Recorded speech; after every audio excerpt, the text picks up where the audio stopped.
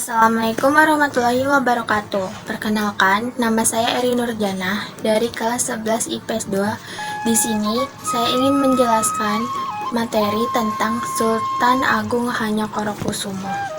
Sultan Agung Hanyokorokusumo. Sultan Agung adalah Raja Kesultanan Mataram yang memerintah pada tahun 1613 sampai 1645. Sultan Agung lahir pada 14 November tahun 1593. Sultan Agung memiliki nama asli Raden Mas Jatnika, yang juga dikenal sebagai Raden Mas Rangsang. Sultan Agung merupakan putra dari pasangan Prabu Hanyokorowati dan Ratu Mas Aditya Gunawati. Awalnya ia dipanggil dengan nama aslinya Raden Mas Rangsang atau Raden Mas Jatnika. Kemudian setelah naik tahta, Mas Rangsang mendapat gelar Panembahan Hanyokorokusumo atau Prabu Pandita Hanyokorokusumo. Sultan Agung memiliki dua permaisuri. Kedua permaisuri itu kemudian dijadikan sebagai Ratu Kulon dan Ratu Wetan. Ratu Kulon adalah putri Sultan Cirebon. Dari Ratu Kulon ini, Sultan Agung dikaruniai 9 putra. Salah satunya adalah Raden Mas Syahwarat alias Pangeran Alit. Ratu Wetan adalah putri Adipati Batang. Ratu Wetan melahirkan penerus tahta Mataram yakni Raden Mas Syahidin alias Amangkurat I. Awal pemerintahan Sultan Agung Hanyokorokusumo. Sultan Agung naik tahta pada tahun 1613 dalam usia 20 tahun.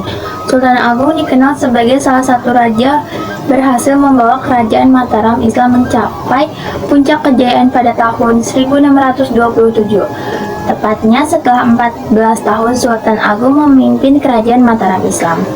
Pada masa pemerintahan Sultan Agung, Mataram mencapai zaman keemasan dan bercita-cita untuk mempersatukan seluruh tanah Jawa dan mengusir kekuasaan asing dari bumi Nusantara, termasuk VOC.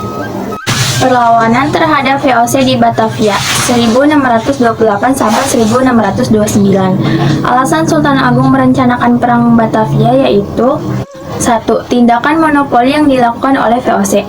2. VOC sering menghalang-halangi kapal-kapal dagang Mataram yang akan berdagang ke Malaka. 3. VOC menolak untuk mengakui kedaulatan Mataram. Dan 4. Keberadaan VOC di Batavia telah memberikan ancaman serius bagi masa depan Pulau Jawa. Jalannya perlawanan, serangan tentara Sultan Agung pada tahun 1628 itu belum berhasil. Tahun 1629, pasukan Mataram kembali diberangkatkan menuju Batavia. Dengan mengandalkan persenjataan yang lebih baik dan lengkap, akhirnya VOC dapat menghentikan serangan-serangan pasukan Mataram.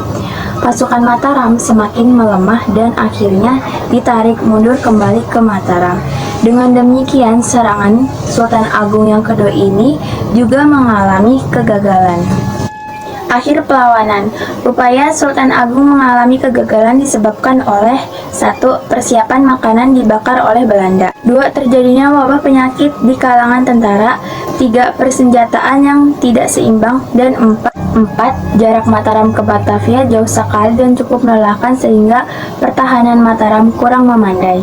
Menjelang tahun 1645, Sultan Agung merasa ajalnya sudah dekat. Dia membangun Astana Imogiri sebagai pusat pemakaman keluarga raja-raja Kesultanan Mataram, mulai dari dirinya.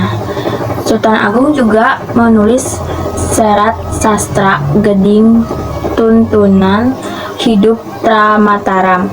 Sesuai dengan wasiatnya, Sultan Agung yang meninggal dunia tahun 1645 digantikan oleh putranya yang bernama Raden Mas Syahidin alias Amangkurat I sebagai Raja Mataram. Cukup sekian materi yang dapat saya sampaikan. Sebelumnya mohon maaf jika video ini kurang jelas. Semoga bermanfaat. Wassalamualaikum warahmatullahi wabarakatuh.